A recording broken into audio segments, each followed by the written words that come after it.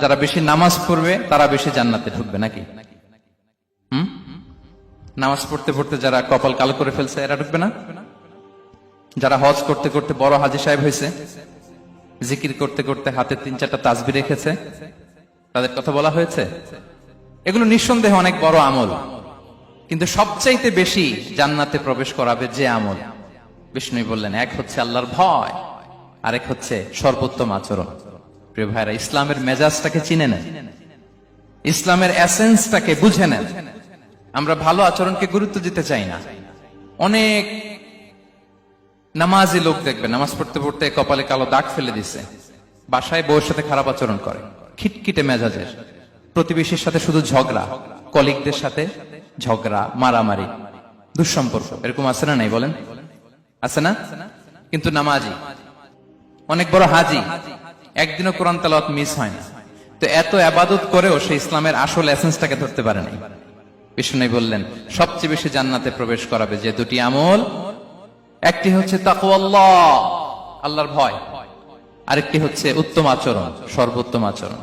তো আমরা যেন উত্তম আচরণের অধিকারী হই, আমার স্ত্রীর সাথে যেন ভালো আচরণ করি, প্রতিবেশীর সাথে যেন ভালো আচরণ করি, ছেলে মেয়েদের সাথে যেন আমাদের অ্যাটিটিউডটা ভালো থাকে, আচরণটা ভালো থাকে, কলিগের সাথে যেন ভালো থাকে।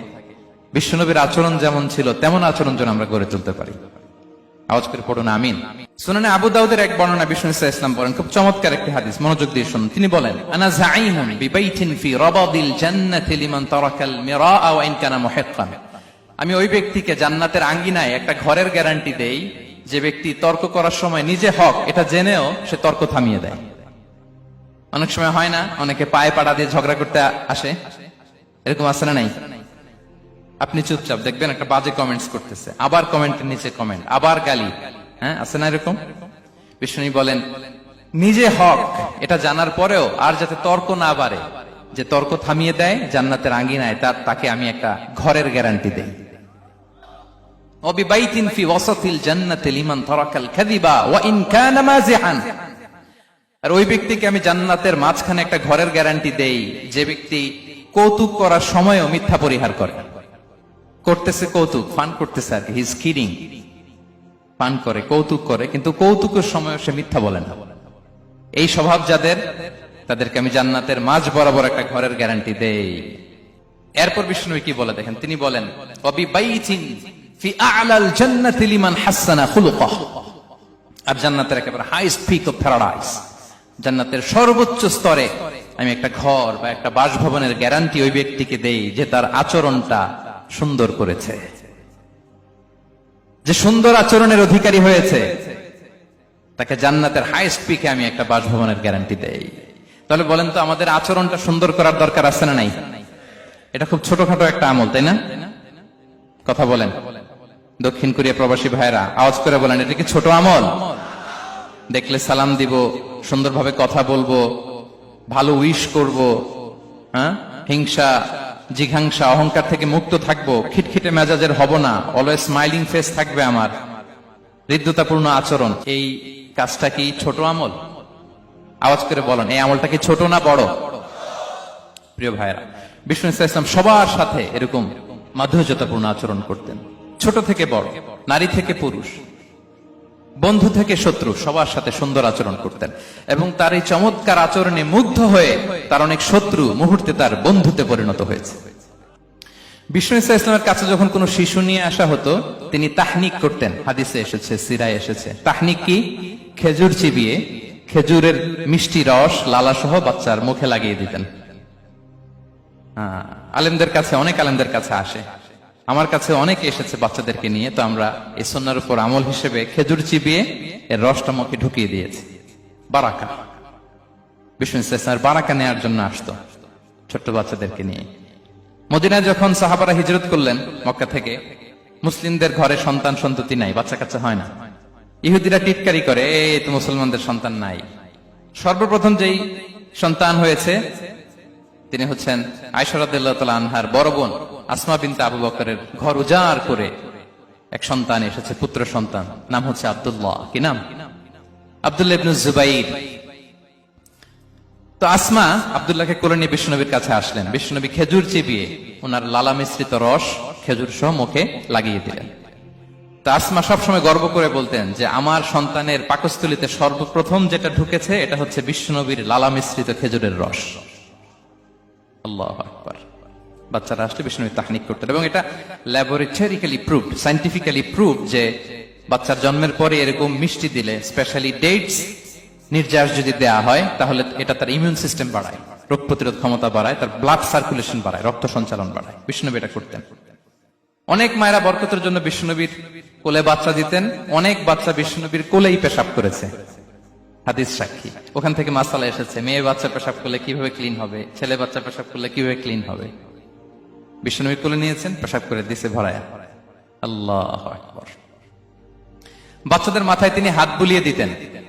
যেই বাচ্চার মাথায় বিষ্ণুনবী হাত বুলাতেন, ওই বাচ্চার মাথায় খুব বেশি বেশি চুল গজাতো। সুবহানাল্লাহ পড়বেন না? এক ভণ্ড, সেও ছিল নবী দাবিদার, মুসাইলামাতুল কাদ্দাব। সে নবীকে কপি করত, নবী যা যা করতো তাই করত। তো সেও তার এলাকায় অনেক বাচ্চাদের মাথায় হাত বুলাই দিতে শুরু করলো, যে মোহাম্মদ বাচ্চার মাথায় হাত বুলালে বাচ্চার মাথায় চুল বড় হয়, আমিও তাই করবো। সে বলতো আমিও নবী। সে বলতো নবু আনিস শুনলি ওয়ানিস শুনলা কে মোহাম্মদ, হে মোহাম্মদ, নবু তোমার অর্ধেক আমার অর্ধেক। কি মামুর বাড়ির আবদার দেখছেন? বলে আমারটা আমাকে বুঝিয়ে দাও। তো নবীকে কপি করত। বিশ্বনবী কুয়ার মধ্যে লোনা পানির কুয়ায় থুতু ফেললে মুহূর্তে লোনা পানির কুয়া মিঠা পানির কুয়ায় পরিণত হতো। এই বদমাসটা যখন কপি করে থুতু মারছে ওদের এলাকার কুয়ায়, ওটা ছিল মিঠা পানি, ওটা মুহূর্তের মধ্যে লোনা পানির কুয়া হয়ে গেছে। তো বিশ্বনবীকে কপি করে সে তার এলাকার নবজাতক বাচ্চাদের মাথায় যখন হাত বুলিয়ে দিতে শুরু করলো, পরবর্তীতে দেখা গেল ওই বাচ্চাগুলো আজীবন ছিল টাক মাথা। চুল বাড়বে তো দূরের কথা, এদের মাথায় চুলই ওঠে নাই। আল্লাহু আকবার। মুআজিজাতুন নবী। তো বিষ্ণু মাথায় হাত বুলিয়ে দিতেন, বাচ্চাদেরকে চুমু খেতেন। আপনারা বাচ্চাদেরকে কোলে নেবেন, আদর করবেন, চুমু খাবেন, বিষ্ণুবীর সুন্নাহ এটা। বাচ্চাদের সালাম দিতেন। মাঝে মাঝে বাচ্চাদের সাথে মজা করতেন, তাদের সাথে খেলাধুলা করতেন। বাসায় সময় পেলে এটা করবেন, ছেলেমেয়েদেরকে নিয়ে খেলতে নেমে যাবেন। শুধু বাচ্চাদের সাথে ফান করতেন এমন না, ভুল দেখলে শুধরে দিতেন। এক ছোট্ট বাচ্চা কোলে বসে খাবারের প্লেট থেকে এখান থেকে ধরে ওখান থেকে ধরে, তাও বা হাতে। বিষ্ণু বললেন ইয়া গোলাম সাম্মিল্লাহ, বিসমিল্লাহ বলো। কুলবি আমিনি, বা হাতে নয় ডান হাতে খাও। ওয়া কুল মিম্মা ইয়ালিক, আর এদিক সেদিক থেকে নয়, তোমার সামনে যেটা আছে ওইটা খাও। সুবহানাল্লাহ। শুধরে দিতেন। সাদাকার খেজুরের স্তূপ ছিল, জাকাতের খেজুর। হাসান রাদিয়াল্লাহু তাআলা আনহু, বিষ্ণু ইসলামের দৌহিত্র, ছোট্ট মানুষ, হাঁটতে হাঁটতে যে খেজুরের স্তূপের দিকে খেজুর নিয়ে খেলতে যায়, হঠাৎ একটা খেজুর খেতে আরম্ভ করলেন। বিষ্ণু বললেন কেখ কেখ, থামো থামো, ওয়াক থু থু। আমরা যে বাংলা ওয়াক থু বলি, এটার আরবি হচ্ছে কেখ। এই নানা ভাই রাখো রাখো রাখো। আলা তাআলাম ইন্না লা নাকুলুস সাদাকা, নানা ভাই তুমি জানো না আমরা হাশিমি খানদানের, আমরা সাদাকার মাল খেতে পারি না। আঙ্গুল ঢুকিয়ে মুখ থেকে খেজুর বের করে দিলেন। সুবহানাল্লাহ। এভাবে ছোট্ট বাচ্চাদের ভুলগুলো শুধরে দিতেন, কারেকশন করতেন। সুনানে নাসাইতে এসছে, কানা রাসূলুল্লাহ সাল্লাল্লাহু আলাইহি ওয়াসাল্লাম ইয়াজুরুল আনসার, তিনি যখন আনসারীদেরকে ভিজিট করতে যেতেন, ফায়ুসাল্লিমু আলা সিবিয়ানিহি, আনসারী বাচ্চাদেরকে সালাম দিতেন। আপনারা বাচ্চাদের সালাম দেন তো নাকি? নাকি বাচ্চাদের সালামের জন্য বসে থাকেন? অনেকে মনে করে যে আমি মুরব্বী হাজী সাহেব, 80 বছর বয়স, আমি তো শুধু সালাম পাবো, আমি দিব কেন? এরকম একটা ভুল ধারণা আছে না? সালাম শুধু ছোটরা দিবে, ব্যাপারটা কি এমন না? ছোটরা বড়দের দিবে, বড়রা ছোটদের দিবে, সবাই সবাইকে দিবে, ঠিক কিনা বলেন? ইনশাআল্লাহ বলেন সবাই। ওয়ায়ামসাহু বিরুসিহিম, বাচ্চাদের মাথায় হাত বুলিয়ে দিতেন। ওয়ায়াদউ লাহুম, তাদের জন্য দোয়া করতেন। তাহলে বিশ্বনবীর বাচ্চাদের সাথে আচরণ, ডিলিংস, ইন্টারঅ্যাকশন কেমন ছিল বুঝতে পেরেছেন? একবার এক নামাজে ওনার নাতিদেরকে নিয়ে হাজির হলেন, হাসান হুসাইন রাদিয়াল্লাহু আনহুমাকে নিয়ে। তো নামাজের এক সিজদায় বিশ্বনবী এমন লম্বা সময় সিজদায় পড়ে রইলেন, মাথা আর উঠান না। মুসল্লিরা তো অবাক, সাহাবারা ভাবলেন হায় রে, নবীজি অসুস্থ হয়ে গেলেন নাকি, অথবা ওহী নাজিল হলো নাকি। নামাজ শেষে সাহাবারা জিজ্ঞেস করলেন ইয়া রাসূলুল্লাহ, আপনি কি অসুস্থ হয়েছেন নাকি ওহী নাজিল হচ্ছিল? এত লম্বা সিজদা দিতে তো কখন দেখি নাই। বিশ্বনবী বললেন না না, কুল্লুন যালিকা লাম ইয়াকুন, কোনটাই না, বরং ওয়ালাকিন্নাবনি ইরতাহালানি, আমার নানা ভাই হাসান হুসাইন সিজদারত অবস্থায় আমার পিঠের উপরে উঠে বসেছিল। ফাকারিহতু আন উআজ্জিলাহু হাত্তা ইয়াকদিয়া হাজাতা, আমি উঠে গেলে তাদের ডিস্টার্ব হবে, এজন্য সিজদায় পড়েছিলাম। যতক্ষণ তাদের পিঠে উঠে খেলতে মনে চেয়েছে তারা খেলেছে, তারা নেমেছে, তারপরে সিজদা থেকে মাথা উঁচু করে দাঁড়িয়েছি। সুবহানাল্লাহি ওয়া বিহামদিহি। তো আমরা কাঁধে নিয়ে খেলবো তো দূরের কথা, আমরা অনেকে বাচ্চাদেরকে মসজিদে দেখলেই রেগে যাই, আছে না নাই? অনেক মুরব্বীরা আছে মসজিদে বাচ্চা দেখতে পারে না, দেখবেন হ্যাঁ, খিটখিটে মেজাজের হয়ে যায়, রিয়েক্ট করে। আলহামদুলিল্লাহ গত অনেক বছর ধরে বাংলাদেশে এটা নিয়ে আমরা কন্টিনিউয়াসলি বলেছি যে না, শিশুদেরকে আপনারা মসজিদে আসলে ধমক দিবেন না, ভুল করলে, আওয়াজ করলে, চিৎকার করলে তাদেরকে বকা দেওয়া যাবে? বলেন। আজকে যদিও বকা খেয়ে মসজিদ থেকে ফিরে যায়, আর কোনোদিন মসজিদের দিকে পা বাড়াবে? ও যাবে ক্লাবে, হ্যাঁ, ও যাবে গানের কনসার্টে, আর ফেরাতে পারবেন মসজিদে? আর আসবে না। খবরদার, আপনার একটা ধমকের কারণে মসজিদমুখী কোনো শিশু যেন অন্যদিকে না যায়।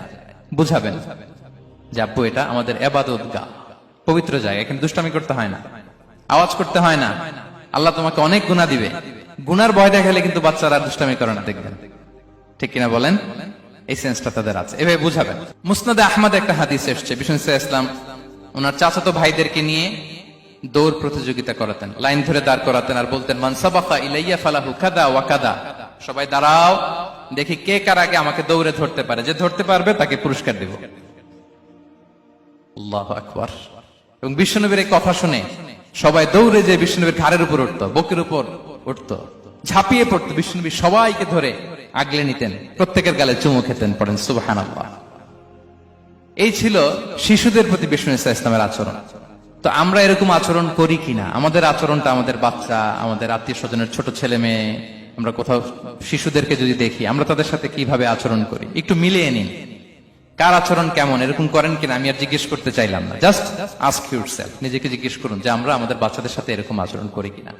সাহাবারা তো সবচাইতে বেশি বিশ্বনবীর সঙ্গ পেয়েছেন, তাই না? তাদের সাথে কেমন আচরণ ছিল? যে আয়াতটি দিয়ে আমি শুরু করেছি, আল্লাহ বলেছেন ফাবিমা রাহমাতিম মিনাল্লাহি লিনতা লাহুম ওয়ালাউ কুনতা ফাযযান গালিযাল কলবি লানফাদ্দু মিন হাওলিক। সাহাবারা বিশ্বনবীর এত ভালোবাসা পেয়েছেন, এত সুন্দর আচরণ পেয়েছেন, তারা বিশ্বনবীকে সব সময় আগলে রাখতে চাইতেন, ঘিরে থাকতে চাইতেন, তার সঙ্গ ছাড়তে চাইতেন না। পড়েন সুবহানাল্লাহ। বাসায় ভাল লাগে না, বিশ্বনবীর কাছে চলে যেতেন।